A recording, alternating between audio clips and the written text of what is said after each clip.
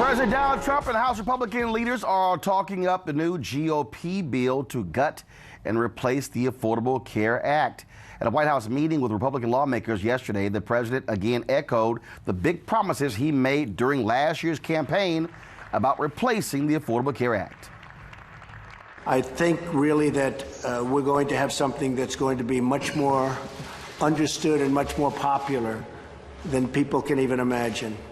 It follows the guidelines I laid out in my congressional address, a plan that will lower costs, expand choices, increase competition, and ensure health care access for all Americans. This will be a plan where you can choose your doctor. This will be a plan where you can choose your plan. Choose your doctor, choose your plan. Republicans criticized President Obama for making the same promise.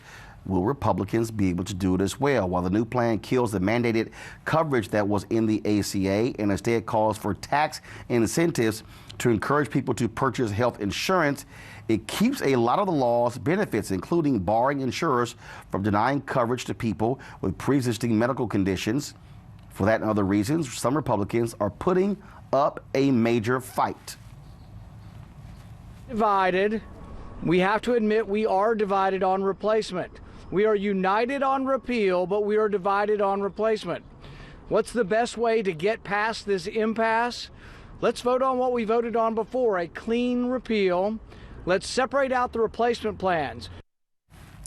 All right, folks, but here's what's also interesting. Now, of course, you saw President Donald Trump yesterday touting the bill released by House Republicans. But the Freedom Caucus, those conservative Republicans, they disagree. Okay, here's crazy. One of the folks in the Freedom Caucus who said today he is going to offer his own bill in the United States Senate is Senator Rand Paul. In the House, Jim Jordan said he is going to offer a bill that actually was voted on by Republicans several months ago. All Republicans voted for it. Yesterday, he said, wait a minute, we supported this bill a few months ago. Why are we supporting something different? And then what's crazy is, check this out. Go to my iPad, Shelley. This is what Donald Trump tweeted. I feel sure that my friend Rand Paul will come along with a new and great health care program because he knows Obamacare is a disaster. Okay, that's confusing. So yesterday, Trump supported the bill that Republican leadership released. Now he's touting the alternative bill that Senator Rand Paul is going to put out? Yeah, I'm confused too. Joining us on the phone from Washington, D.C., Democratic Congresswoman Bernice Johnson of Texas. She is the only certified nurse in all of Congress. Also on the phone in Shreveport, Louisiana, Rev Bryant, Senior Fellow with the advocacy group FreedomWorks. I'll start with you first, Congresswoman. You're a nurse. You've been in the healthcare industry. You've seen what the Republicans have put out. Your assessment of this bill. Well, first of all, it drops 20 million people right away from coverage. And then it costs more for the people who can survive it, and especially costs more for senior citizens. So I don't see how it can be touted as anything that's going to be better than what we have. During the campaign, Mr. Trump indicated that he would make sure that preconditions were not considered, that women would not pay more, and that children would be covered, maternity care, and all of that is dropped. And so I don't understand what he says and what he does. That's the problem I had with his great speech before Congress.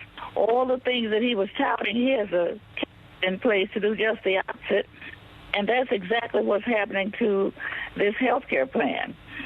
So he rations care for millions of Americans on Medicaid, and while we're still trying to get Medicaid expansion for many. And then he includes massive cuts to Medicaid.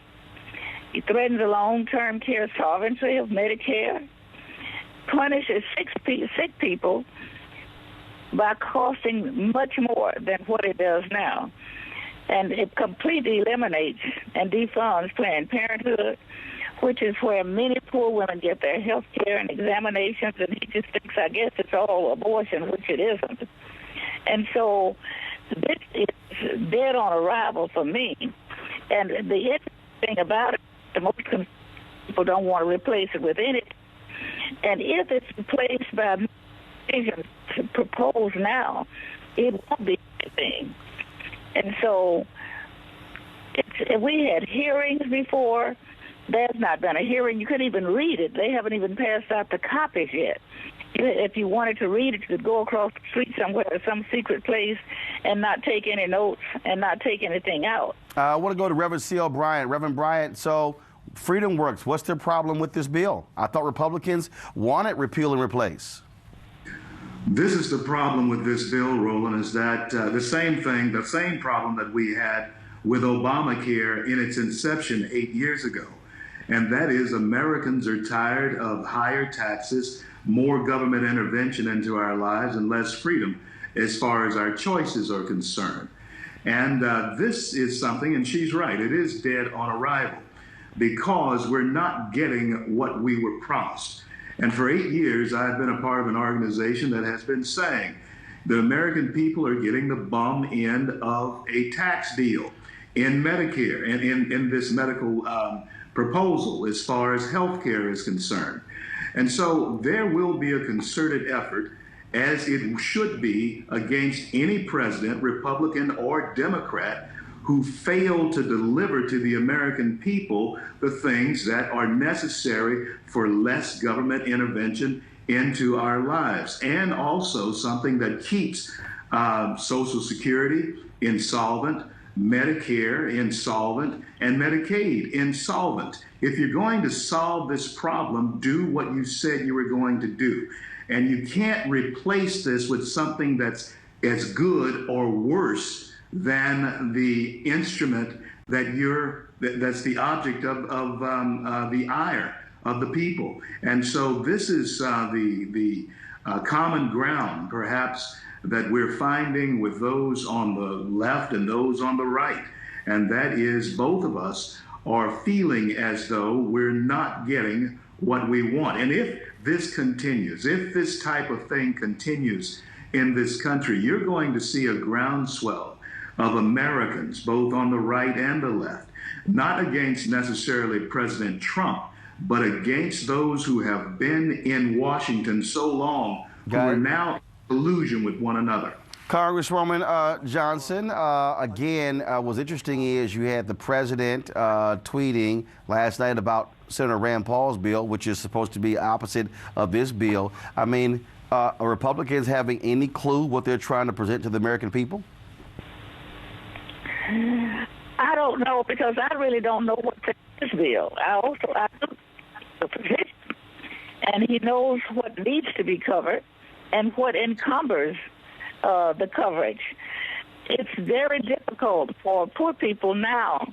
Most poor people don't have access to health care coverage because their jobs do not support them by offering health care coverage. The bill that we're under now gave them that opportunity coverage. In my state, the big problem was citizenship. A lot of children needed health care, but their parents were not citizens. Just last year, 350,000 people in Texas were dumped out because the parents were not. 350,000 parents because the children were citizens and the parents were not. So there were a lot of problems with the current bill. However, there was no standard for insurance companies to meet and keep prices at a decent wage, decent amount. And so they did this in order to backfire on the plan as soon as they knew that President Obama was leaving office. So that's one of the things that we did not cover because of price fixing. We didn't get the word quite right in the first bill. First bill that we've had has been more helpful to more people than any other time in the history of this country. And we would rather keep what we have and improve upon the shortcomings than to get something that's going to work against the people. Last comment here, Reverend Bryant. So FreedomWorks is against it. Freedom Caucus is against this bill. The AARP against this bill. Doesn't seem like folks are kind of happy with Republicans. Your party. Well, it is my party, but I am an American first and definitely adherent to the Constitution first. And the promise that people we have sent to office have made to us is that they would repeal this. That has been the mantra of those who have been running for office: repeal and replace. So all I'm saying, Roland, is give us what you promised us. That is what we are looking for, and we're going to see to it that we hold their feet to the fire. Okay. And I want to thank you for having me on. All right, Reverend Bryant, Congresswoman Bernice Johnson, we appreciate it. Thanks a lot. Let's go to our panel. Sue Zodak, founding CEO of Zodak Agency, Dr. Greg Carr, chair of the Department of Afro-American Studies, Howard University, Angela Peoples, co-director of Get Equal. Sue, y'all had 8 years. Y'all had 8 years to come up with a bill. Now you come up with one. The Freedom Caucus ticked off. FreedomWorks is mad. AARP don't support it. The Heritage Foundation is against it. The Koch brothers against it. This thing is dead on arrival. Yep. Well, first of all, it's very hard to peel something back after you've given 10 million people health care through Medicaid. So we don't really have 20 million people who are shopping the new marketplace. We have 10 million people shopping the marketplace and 10 million people who are just given a handout. So hold up, stop. I'm sorry, hold up. Did you just say a handout? Yes, they were given a free service from the government, otherwise known as a handout. No, it's not free service from the government, because if I want to show free service from the government, that's all those defense contractors who charge the government for cost overruns. Now that's the greatest handout. Now, when we talk about health care here, we're talking about something that many people believe is a fundamental right. So you're going to call that a handout? I don't believe healthcare is a fundamental right. I think it's something that you purchase in an open marketplace. And I think for most Republicans and conservatives, what we want to see is an actual open marketplace, which means price transparency. You know, when you go to the doctor, you can't see a price list of what you're buying. You can't comparison shop. Whether you get an MRI scan here is cheaper than an MRI scan there. And then you would see the benefits of actually doing that in your health insurance plan. So Republicans are going to tell all those white folks in West Virginia, Ohio, Kentucky, who right now are begging them not to mess with the Affordable Care Act, y'all gonna tell them you're getting a handout?